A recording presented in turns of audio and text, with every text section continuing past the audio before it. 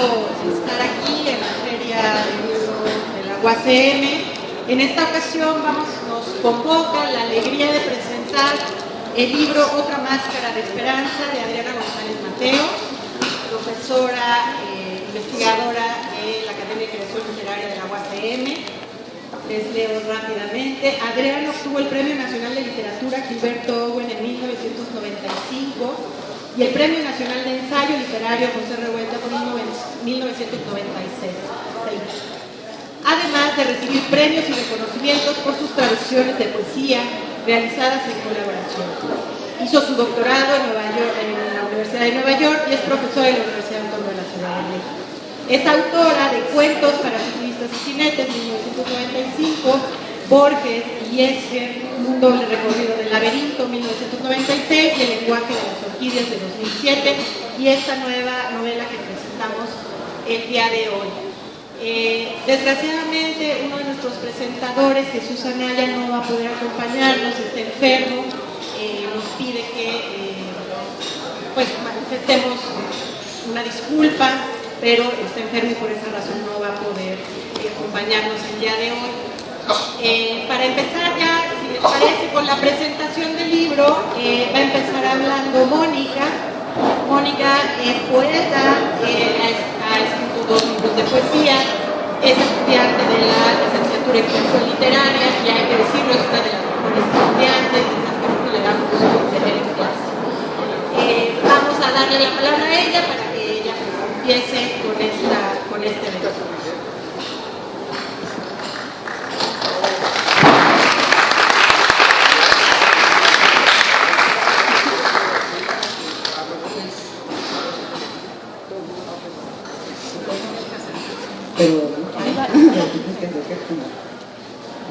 Bueno, pues muchas gracias. Antes que nada, pues debo decir que para mí la verdad es un honor estar aquí con mis maestras de la carrera de creación literaria. Agradezco mucho a Adriana González Mateos por invitarme a formar parte de la mesa y por la presentación de eso. Bueno, yo escribí un texto, que espero no esté muy largo, y se titula Algunas impresiones acerca de otra máscara de esperanza. Otra máscara de esperanza, de Adriana González Mateos, parece plantear desde el título una propuesta lúdica con la ambigüedad, en el sentido de que puede admitir varios modos e interpretaciones, puesto que en la carátula el título mismo, en mayúsculas, deja al lector sin saber bien a bien, si se desconoce totalmente el tema de la novela, si esperanza se refiere aquí a un nombre propio o al sustantivo, en muchas ocasiones maltrecho, de la esperanza que se puede tener en que suceda lo deseado. El título también parece ser un indicio del misterio que rodea a la protagonista y advertirnos acerca de algo si nos preguntamos ¿otra? Pero desde el principio la lectura nos atrapa y pronto se pierde de vista cualquier otra posibilidad ante la muerte de la hermana del que llegaría a ser presidente de México, Adolfo López Mateos, así como el enigma de su vida privada que la llevó a este mundo. La ficción, basada en este hecho real ocurrido el 19 de septiembre de 1951, la muerte de Esperanza López Mateos en circunstancias nebulosas, abre el resquicio que Adriana González aprovecha para imaginar y recrear en la realidad de la ficción de manera verosímil la vida política y cotidiana de una mujer valiente y comprometida en los procesos sociales del México de esos años. Y nos arrastra hacia el misterio, la tensión y la sorpresa propias del género policial. Género que en los últimos años, al parecer, ha ido cobrando mayor visibilidad en las letras mexicanas, lo cual, por cierto, no es algo extraño en un país como el nuestro, donde la nota roja se alimenta con facilidad. Pero más allá de esto, quizá el fenómeno tiene que ver también con la posibilidad de las posibilidades que dicho género admiten para la exploración de la condición humana, de sus más oscuros y contradictorios comportamientos.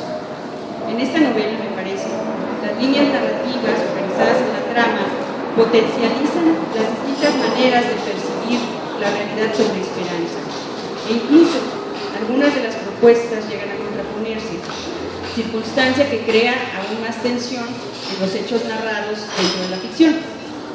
A lo largo de 11 capítulos que fluyen sin dificultad por la economía del lenguaje y la facilidad con la cual la construcción narrativa evoca presencias y atmósferas, así como por la brevedad de los capítulos, sobre todo de los primeros 10, pues en el 10º se percibe un cambio, y parece dilatarse, que se está dividido en varios apartados cortos, que no obstaculizan para nada la fluidez de la historia, pero que sí subrayan un cambio más sutil. Van emergiendo las posibles respuestas a la muerte violenta de la luchadora social y también traductora del enigmático Betraven, un nuevo misterio que se abre en la vida de Esperanza. Otro elemento que me parece dotar a la novela de la verosimilitud del desarrollo de la historia es la construcción del mundo cotidiano, a la que ayuda el uso de la correspondencia que Esperanza establece con su amante, así como el misterioso Herr T.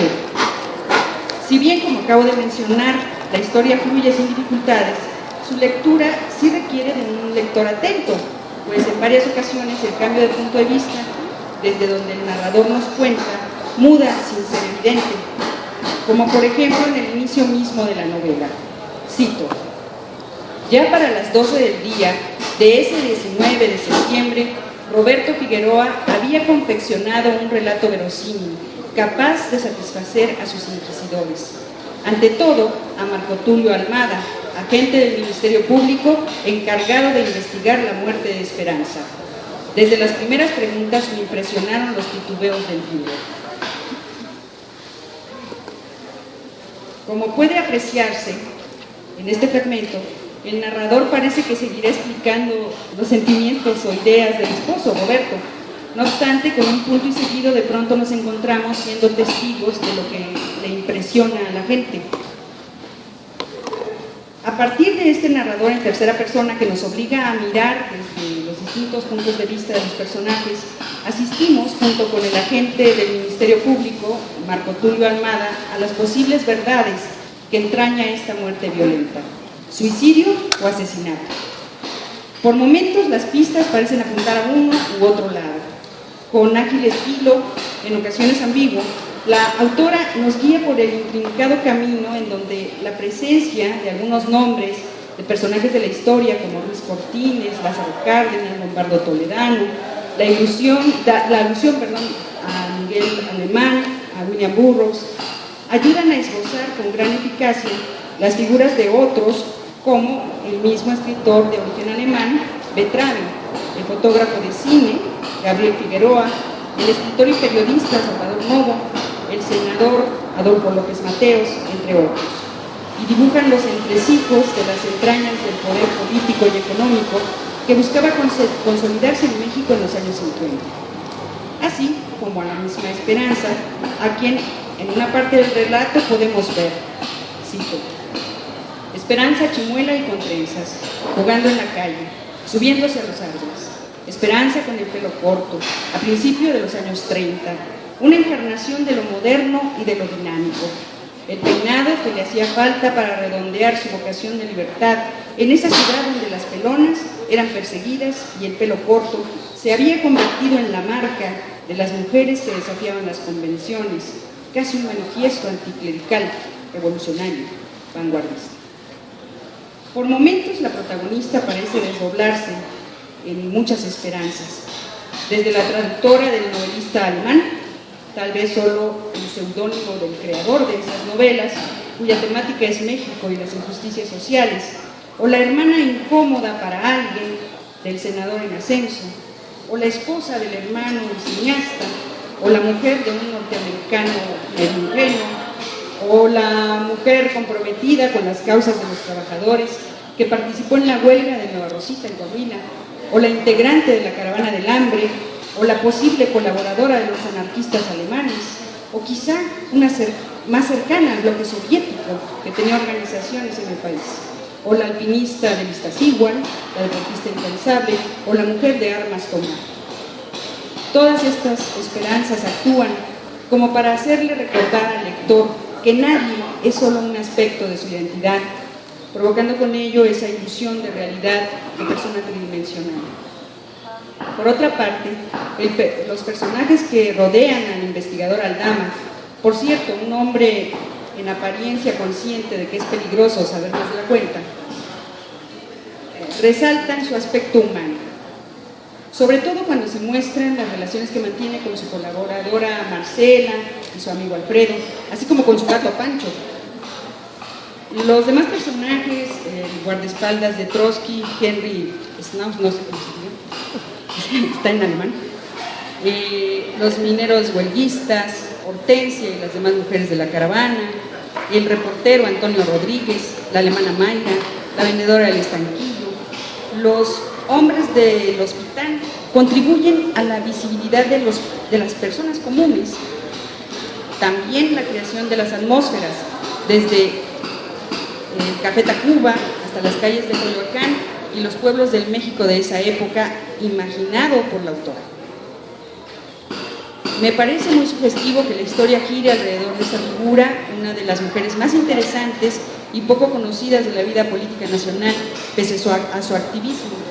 Creo que la novela aporta al ejercicio de revalorarla y rehabilitarla, pues aunque no se trata de una novela histórica, el enigma que la detona permite esta exploración ficcional y puede incluso convertirse en una pieza de exploración histórica, puesto que al parecer su muerte estuvo enmarcada dentro de los acontecimientos políticos y sociales de ese momento, por lo que se puede inferir el factor del poder, de que el poder político jugó algún papel.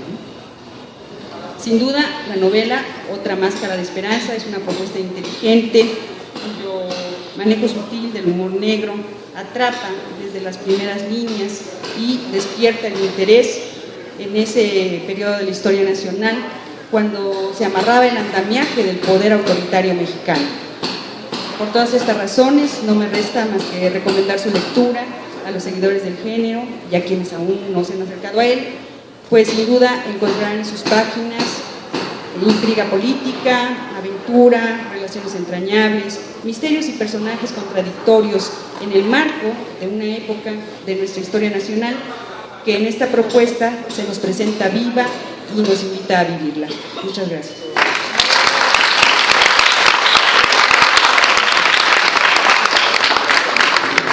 Muchas gracias, Mónica. Antes de darle la palabra a nuestra otra presentadora, me gustaría leerles un fragmentito, un momento de la novela de Adriana González, donde se le da voz a este personaje de Esperanza. Corazón de melón, mi mero mole. Hoy caminamos todo el día. Voy a estar muy adolorida. Ojalá no me haga mucho daño. A veces quisiera ser más prudente y acordarme de lo lastimada que estoy. Si pudiera observar todo desde mi casa, enterarme de la caravana a distancia, pero no puedo. Algo me pasa con los mineros. Me enternece su entrega. Con el tiempo me estoy volviendo más frágil. No solo tengo la monserga de la columna, se me ha ido ablandando el corazón. Las mujeres, deberías verlas. No se rinden ni se sienten heroicas.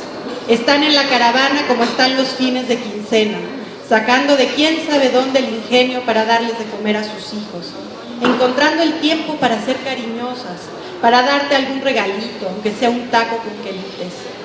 Dan toda su fuerza, se desviven trabajando, pero no se dan ninguna importancia.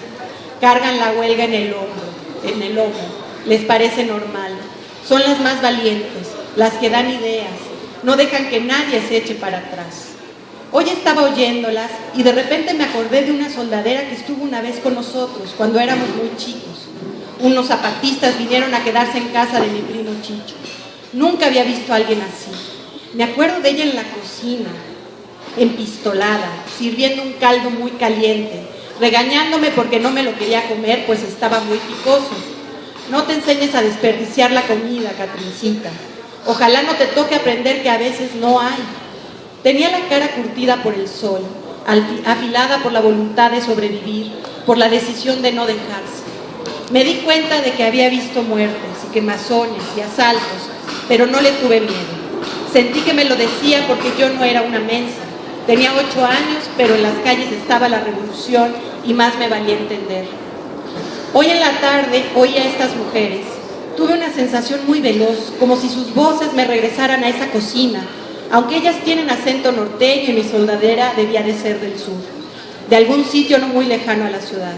Son muy distintas, pero me hicieron sentir que recuperaba algo que siempre me ha dado fuerza, algo que vive en mí a través de los cambios, un lugar desde el cual entiendo la vida.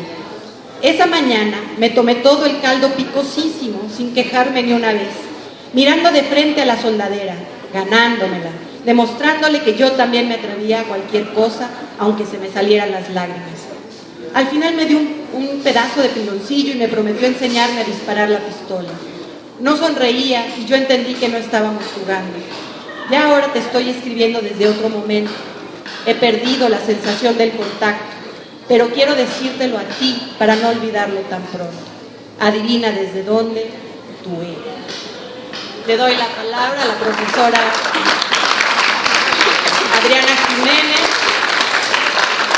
profesora de creación literaria, escritora, narradora, crítica, ensayista, experta en retórica y una profesora muy querida entre nosotros.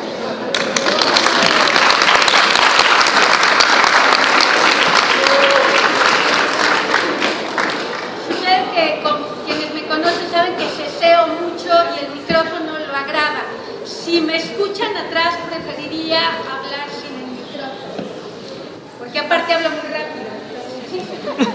Bueno, quiero agradecer a Adriana el haberme invitado a hacer esta presentación. En realidad, yo me lo trabajé, porque me interesaba presentarlo, y ya aceptó que yo estuviera aquí.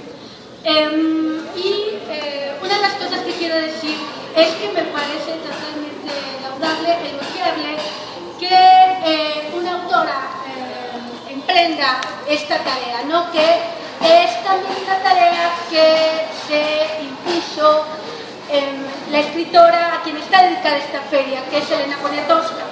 Esta tarea de dar voz a quienes no tienen voz. En este caso tenemos un personaje que ha sido, es cierto, injustamente olvidado, un personaje interesantísimo, la hermana de un presidente de la República, que es borrada de la historia y cuyo enigma es importantísimo no solo para comprender los usos y costumbres de la política de su época, sino a la figura de estas mujeres militantes, activistas, que apuestan por estar del lado de los agraviados, no teniendo tal vez en principio por qué hacerlo. Aunque si revisamos si leemos el libro y revisamos la biografía de Esperanza López Mateos, veremos que tenía razones muy concretas, muy entrañables para tomar estas decisiones.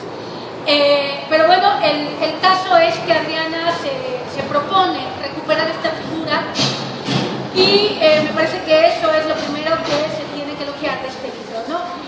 Por otro lado, el propósito entrañaba una serie de riesgos y de dificultades. Y quiero decirles porque son importantes para ver cómo es o aproximarnos a la manera en que un creador o una creadora, en este caso, emprende su tarea de artista, ¿no? Esperanza López Mateos es antepasada de Adriana González Mateos. Su familia es una familia muy interesante porque, entre otros, en su linaje está Francisco Sarco, está Juana Mateos, periodista, el nigromante, Ignacio Ramírez, y por el otro lado, por la rama familiar, está por allí López Velarde, en fin. Hay una recuperación de un linaje, de un modo de entender el arte literario en este caso, y un interés, por supuesto, que es legítimo, un interés personal por explorar en un enigma, en principio un enigma familiar, ¿no? Esta novela surge, de algún modo, de la relación que establece una niña con un retrato, con una fotografía, ¿no? La fotografía de una mujer muy bella, una mujer rubia, de quien nadie quiere hablar, de quien nadie quiere hablar. Y que, bueno, a lo largo de la situación se va viendo la hermana del presidente de la República, una mujer activista, una mujer con una gran voluntad, una mujer muy hermosa, que a través de su relación con los hombres se construye un cierto tipo de personalidad, que es una mujer independiente, libre, una mujer que se autodetermina, lo cual, si en este momento histórico todavía es difícil, en aquel era todavía más difícil. Había una serie de condicionantes y una serie de cosas contra las cuales Esperanza construye su propia personalidad. Y esto la lleva por caminos extremadamente inquietantes de una gran riqueza vital. Por ejemplo, este dato de que es la traductora de Travel y lo que ello comporta, porque ahí se da un juego de espejos, pero de espejos muy anómalos, porque tanto Esperanza como Travel son personajes que están más bien construidos desde afuera, desde lo que la gente cree, piensa, construye dentro. De Travel todavía hay un montón de enigmas, hay quien todavía sostiene que igual no existía, o que si existía no se llamaba así, o que si no se llamaba así, si existía, no era quien decían que era, etc., ¿no? Hay una serie de enigmas y uno de ellos implica que tal vez Esperanza pudo haber sido la escritora detrás del nombre de Travel. Esta hipótesis aparece por allí. Y cuando hablo de hipótesis, regreso al asunto de que tanto Travel como Esperanza están vistos desde fuera, ¿no? De Travel sabemos lo que se dice de él, y de Esperanza lo que se dice de ella. Las cartas reconstruyen su voz, ciertamente, pero solamente muestran una dimensión. Esperanza era muchas cosas más. Por eso me parece que es muy acertada la estructura que elige Adriana y el tipo de narrador o narradores que elige también. Porque todos ellos son narradores que conjeturan. Esto es muy acertado porque apostarse a una hipótesis habría sido reducir la riqueza de este personaje. Entonces está un investigador que está tratando de desentrañar qué pasó allí, si fue un suicidio, si fue un asesinato, y en caso de ser un asesinato, ¿qué es lo que habría allí? Están sus amantes, bueno, está su esposo, está su amante, está el escritor con el que se vincula, están sus familiares, está la mujer de la tienda, está la persona del servicio, etc. Hay una serie de personas que se vinculan con ella, los mineros, el movimiento que es reprimido y en el cual ella se involucra, etc. Todos ellos van hablando de Esperanza y van diciendo lo que creen de ella. Y a través de las miradas de todos ellos vamos configurando a este personaje. Eso me parece que es un gran acierto, un gran acierto. Y esta vertiente de la relación que tiene un personaje construido desde afuera con otro personaje construido desde afuera, me parece de una dificultad técnica importante y me parece que la resolución es muy solvente, muy hábil. Es una novela que efectivamente apuesta por la claridad, apuesta por una dialogización muy acertada. Los personajes hablan como deben hablar, digamos que podemos escuchar una especie de sinfonía de voces, de un ejercicio de oralidad estupendo, muy eficaz, que nos va además mostrando el mosaico de la época, ¿no? Esto me parece que también es algo muy, muy interesante y muy, muy agradable, ¿no? Este libro además, por estas características de ser una construcción que habla desde fuera de personajes, me recordó, aunque son proyectos evidentemente muy distintos, libros o obras como Esperando a Godot o Esperando al Zurdo, que son obras donde el personaje aludido no está, y solamente lo vemos desde afuera. Es decir, la importancia de lo que no está y de lo que se puede hacer con lo que no está, ¿no? Este grado de dificultad técnica es lo que también quiero destacar, como dije hace un momento. También quiero decir que me ha interesado muchísimo la trayectoria de Adriana porque, como decía Carla al leer su semblanza, ella es una ensayista premiada con un ensayo sobre Borges y este estupendo, verdaderamente estupendo, un libro de cuentos también de una gran imaginería y de una gran habilidad con el lenguaje, de una relación con el lenguaje importante, al igual que su novela El lenguaje de las orquídeas. Es decir, hay una trayectoria aquí de una búsqueda donde vemos a una autora que está explorando por distintos caminos, fiel a los intereses que ha tenido desde hace tiempo, pero explorándose y avanzando por terrenos distintos, digamos, ¿no? Esto me parece que es también muy interesante, me parece muy legítimo y muy digno de seguirse, ¿no? De ponerse sobre la mesa. Quiero decir también que esta obra tiene una vigencia muy dolorosa, ¿no? Como suele ocurrir con obras que abordan aspectos sociales. El asunto de la represión de por ejemplo, de una marcha, ¿no? De estos mineros cuyo movimiento social se une a Esperanza por quienes apuestan y cómo son reprimidos. Y después las consecuencias que esto tiene puede haber tenido en la vida de ella, ¿no? Esta parte de la represión, de acallar las voces disidentes y de cómo se va también construyendo una verdad oficial, me parece que es, además de algo muy hábilmente resuelto, algo dolorosamente vigente, ¿no? Y bueno, en este momento histórico de nuestro país resulta muy notable ver cómo la muerte de Esperanza en otro momento de México, resulta peligrosa, escandalosa, digamos, algo tremendo para el entorno en que ella está, y me parece interesante confrontarlo con este momento donde la violencia está ya tan trivializada, ¿no? Donde es cosa de todos los días, donde los asesinatos son algo a lo que ya ni siquiera se le toma mucha atención, no digamos el contraste de estos dos Méxicos, ¿no? Cómo ha empeorado la cosa, ¿no? Esto me parece que es algo muy interesante también, algo digno de atención.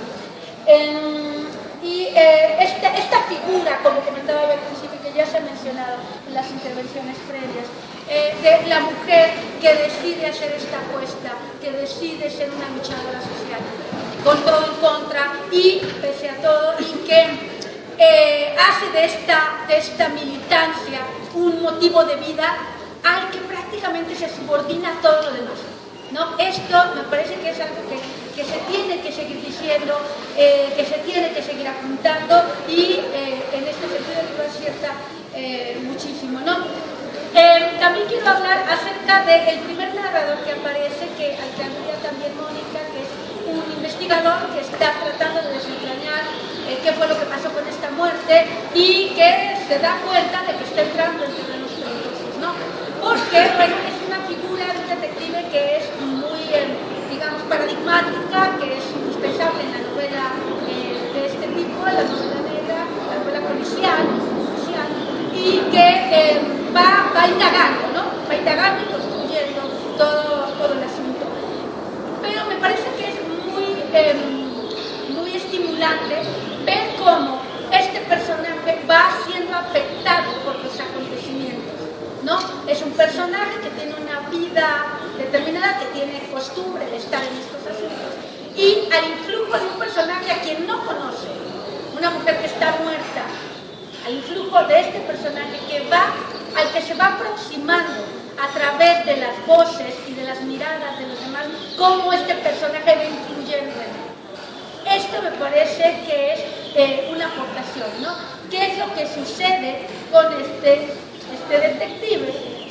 Es un detective como son los detectives de las novelas policiales, y de pronto va permeándose de esta figura de una mujer que está muerta, ¿no? Y de lo que va ocurriendo en el caso. Por último, quiero decir que es interesantísimo traer a la actualidad asuntos que son primero del terreno de la política, del terreno de la cosa pública, del terreno de lo que se denomina la razón de Estado, y ver cómo influye lo personal en lo político y lo político en lo personal. Hay una hipótesis por allí, no es el asunto del libro, no lo es, pero hay una hipótesis que dice que López Mateos pudo no haber sido mexicano. Esto está en discusión como todo en la novela, ¿no? Y que pudo no haber sido hijo del padre que le dio el apellido. Esto, más allá de lo interesante que va a ser en términos humanos, nos habla justamente de esta razón de Estado que se superpone sobre la variable de lo personal, ¿no? Y estas cosas, estas distintas hipótesis, esa no es, como comentaba yo, la hipótesis principal, mucho menos de la novela, pero nos habla un poco de a qué terrenos, en qué terrenos tiene que penetrar alguien que construye un suceso histórico, ¿no? Y que al final, como hay muchas hipótesis, se tiene que hacer la apuesta por alguna de ellas, lo cual haría que un escritor o escritora, en este caso, se decante por una de esas hipótesis. Es fácil que de pronto se decante por una de esas hipótesis. Aquí hay un gran control de los datos que la escritora, en su calidad de investigadora, está manejando. Y me parece que este control da un gran equilibrio al libro, porque sería muy sencillo que arrastrara toda la investigación y toda la construcción de su situación y sus personajes hacia una cierta hipótesis. Y hay de veras un gran control aquí, y eso hace que la novela sea todavía más solvente, ¿no? Esto es lo que quería decir de este material de Adriana González Mateos. La felicito y me siento de verdad muy honrada. Gracias.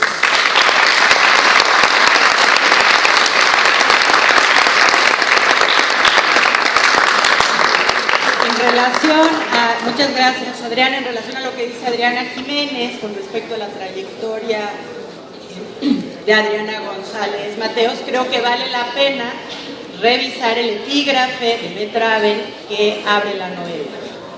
Dice: todo lo que haces, lo que has hecho, es hermoso y notable, pero por favor, mañana, o aún mejor, esta misma noche, hazlo completamente distinto. Quizás se volverá aún más notable, quizá vas a destruirlo, no importa, solo hazlo distinto, no seas conservador o te volverás árido y estéril. Le cedo la palabra a Adriana González.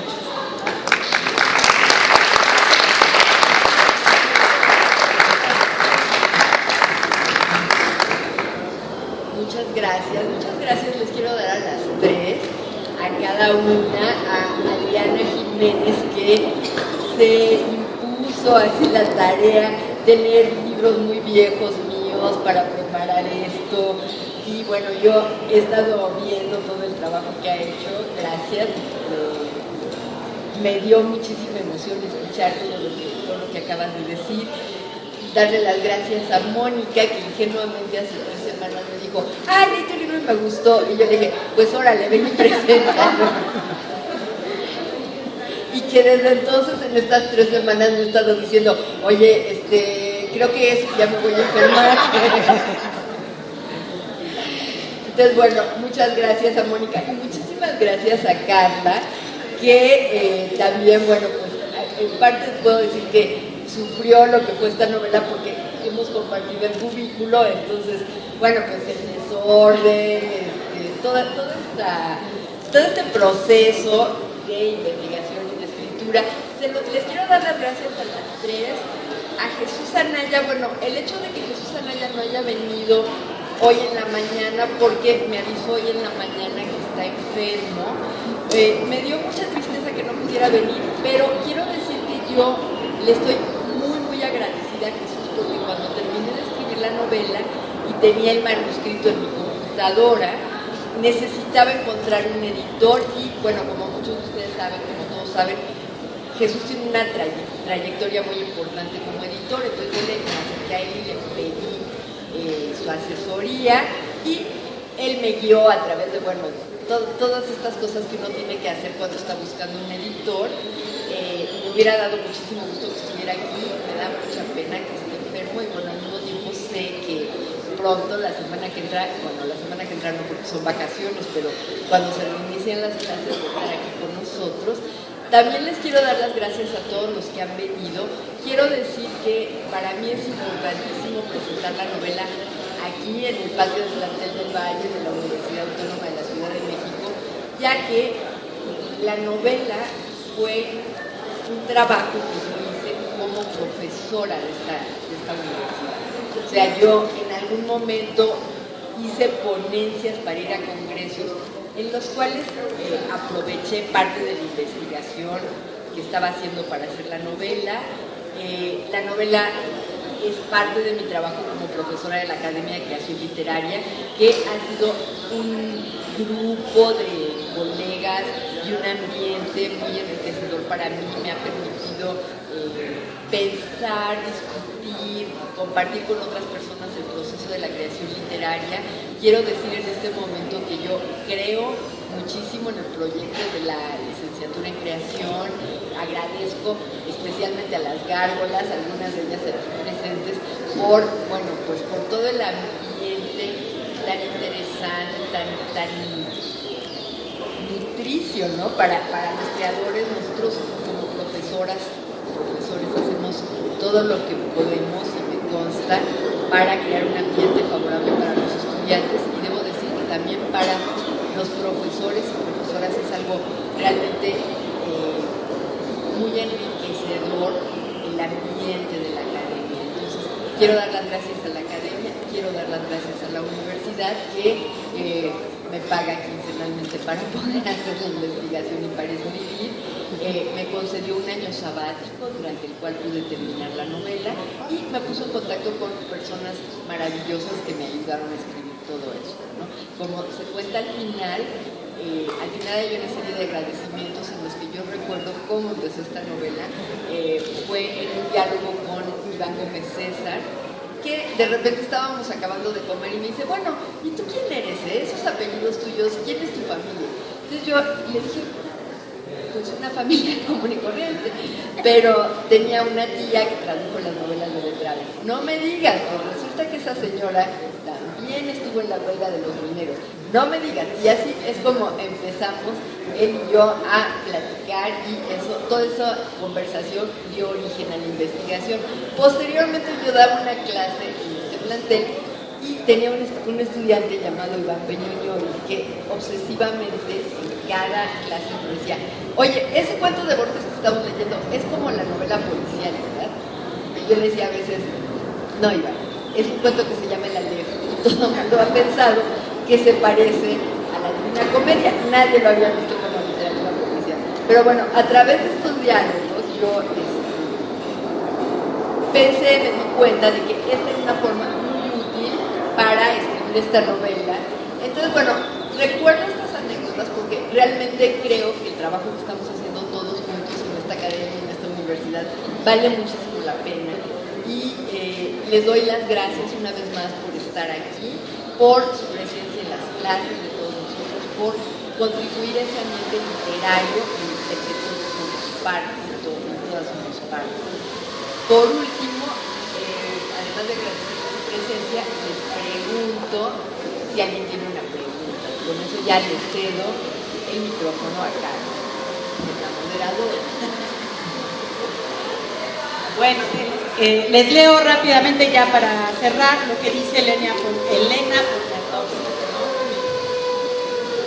Adriana González Mateos era la más indicada para escribir sobre el senador Adolfo López Mateos y su hermana Esperanza, quien amaneció muerta en su casa de Avenida Coyoacán una madrugada de septiembre de 1951. Qué bueno que se lanzó a escribir esta excelente novela sobre la fiel amiga y traductora de Beltrave, la aclamada defensora de los mineros de Nueva Rosita, Coahuila, y la cuñada de nuestro mejor fotógrafo de cine, Gabriel Figueroa. Después de leer a Adriana González Mateos, es fácil confirmar que Esperanza es otro de los grandes personajes femeninos de la historia del siglo XX en México, recuperado por la pluma de una notable escritora. Eso dijo Elena Poniatowska, y creo que es el momento...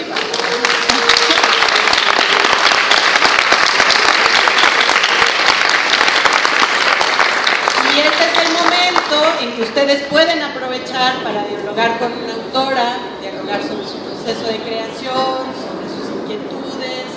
No sé si alguien tiene una pregunta, algún comentario. Empiezo yo. Yo sí tengo algunas preguntas. Hay como muchos elementos, ¿no? Por un lado está el asunto de la biografía, que toca como una parte de tu familia. Hay otra parte que tiene que ver, digamos, con una cuestión de concepción literaria, que tiene que ver con el género literario que eliges. Otra parte que tiene que ver con la parte histórica y de investigación. Después tienes como muchos elementos, ¿no? ¿Cuál fue la parte más difícil para ti como escritor? ¿Qué fue por lo que más sufriste? Bueno, dos cosas. Ya dijeron que es todo muy ambiguo, entonces yo en vez de decir lo más difícil fue esto, voy a decir lo más difícil fueron dos cosas. Bueno, lo más difícil fue darme cuenta de que era una investigación que no tenía un final posible. Esperanza López Mateos murió en el año 1951. Aunque hay gente que la conoció, está viva y que puede contar anécdotas, es extremadamente difícil encontrar documentos, incluso de una persona pues así, ¿no? Mi mamá, por ejemplo, se acuerda de que sí, la pobre caminaba con muletas, nunca quedó bien después del accidente, cosas así. Pero más allá de eso, es muy difícil encontrar documentos, hay gente que no quiere hablar del tema, entonces, bueno, aparte hay otra cosa que sucede, los archivos son desastrosísimos. Fui a la hemeroteca a buscar los famosos reportajes sobre quién sería Betravel.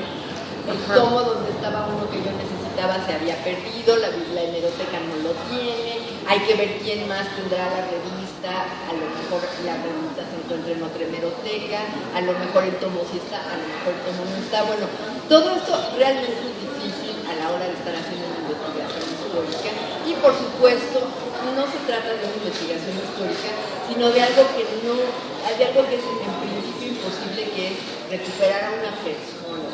Es realmente pues algo que ya se perdió. Entonces es muy interesante lo que tú estás haciendo, pero también me di cuenta de que era algo que podía ser toda mi vida. Y entonces, bueno, llegó un momento en que dije, no, ya no voy a seguir toda mi vida investigando, aunque ahora pienso que muchas de estas cosas las voy a tener que seguir buscando, pero decidí escribir la novela así. Lo otro que fue un gran reto para mí es incursionar en la novela negra, ya que es algo que yo nunca pensé que haría. Como dije, a partir de pláticas que tuve aquí, pensé que esa sería una forma idónea, pero una vez que ya tenía mi novela, según yo, terminada, conocí a Martín Solares, que es un novela policíaca, que conoce muchísimo el tema, y que me guió en el último trecho del camino. Entonces, bueno, para mí eso era difícil, porque se trata de un tipo de novela con requerimientos para mí difíciles de realizar, sobre todo esto, ¿no? La novela policíaca se supone que todo lo que sucede está visto desde el punto de vista del detective, del investigador.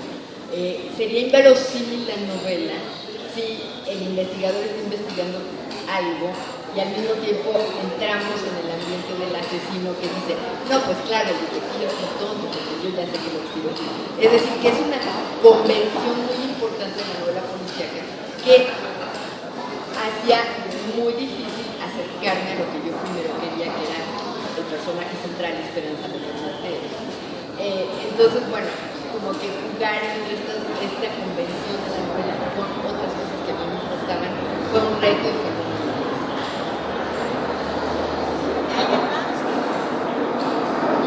A mí me tocó estar en París. Me tocó estar en París cuando fue el presidente López Mateos. Tenían en aquel entonces una sensación de que los mexicanos éramos chaparritos, morenitos, y cuando llegó el presidente López Mateos, creo que lo recibió de gol, pues todo el mundo decía que era un presidente con mucha presencia, muy guapo, el presidente du Mexique, lo máximo. Y me tocaron varios eventos, por ejemplo, hicieron un ballet y cerraron la ópera, y desde el Café de la P, todo bardeado, y fue algo muy, muy bonito y no sé, engrandeció a México. En aquel entonces en Francia, en París, para ser precisos, adoraban a los mexicanos, muy diferente a lo que es ahora. Decían mexicanos y la cultura, el mariachi, pues todas nuestras tradiciones eran muy resaltadas. y cuando llegó López Mateos como que concluyó, como que le dio forma, personalidad a México también.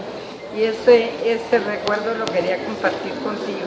Quisiera decir algo nada más, antes de la que hay una serie de correspondencias que de veras son bien inquietantes. Y hay algo que no se dice mucho, pero López Mateos fue quien nacionalizó la industria eléctrica. ¿No?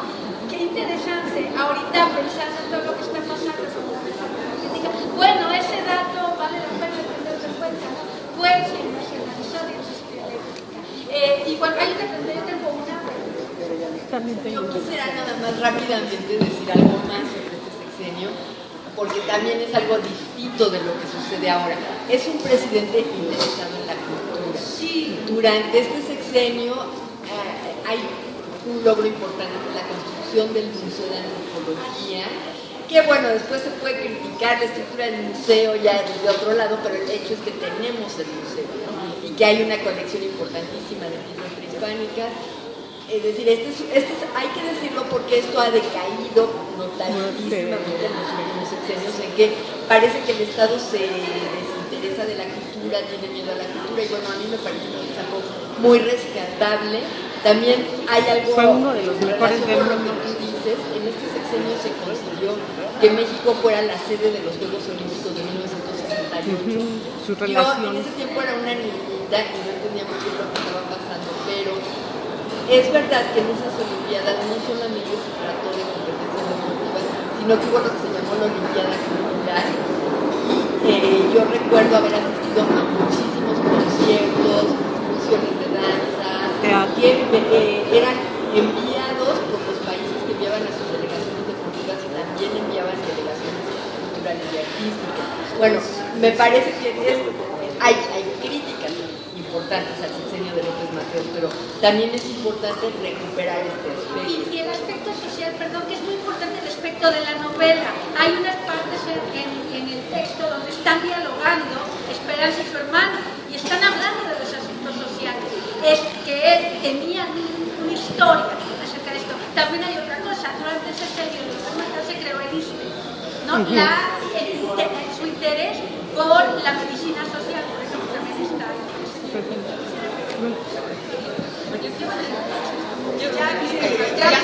Evidentemente, la novela no se desarrolla en el sexenio de López Mateos, pero obviamente va a ser presidente después López Mateos. Y creo que es importante recuperar ese dato por lo que hace López Mateos en su presidencia. O sea, y por otro lado también él es el que abre la posibilidad de la competencia dentro de los partidos, dentro de las dos cámaras de diputados. O sea, es el primero que acepta y que abre la competencia entre el PAN y los de la Revolución Verdadera, ¿no? Eso es también un dato importante. Allá había antes había una pregunta. Adriana, quiero preguntar cómo es que se te ocurre la presencia de Salvador Novo, que en esta novela está, su presencia es bastante sorprendente. Eso, y por otra parte te quiero preguntar si sabes cómo es que la familia